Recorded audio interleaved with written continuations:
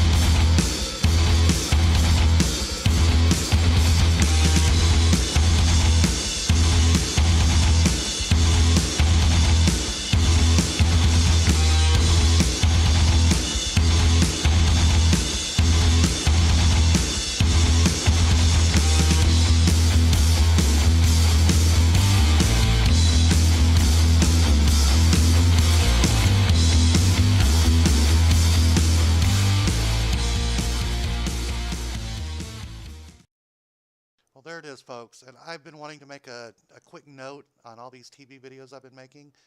Yes, my scrapyard does take these as is, as steel light iron. But you know what? If you do take it like this, they're going to think you're an asshole. And if you take any non-ferrous materials, they're going to be pretty picky after seeing the trash you bring them. So be careful on what you take to your scrapyard. I'm going to keep this short and keep you YouTuber police off my back with a few disclaimers. Number one, scrap value is always the lowest price for an item, just above garbage. So if you bring something home that works or has working parts, consider selling it on Craigslist, eBay. That's actually how I make a lot of money. Number two, scrap prices change with the stock market. Good rule of thumb, like I stated, but not fact. When oil prices are high, usually scrap prices go up, and then vice versa. For the purpose of this video, I just stated the prices from the last trip I made, so they're not going to be your prices. So I'm just using these as comparisons for the video. Number three, come on, use common sense. We're working with metals. They're sharp. They have sharp edges. Wear gloves, protective eye gear. Do what you need to do to keep yourself from going to the hospital and cutting to any profit you might make.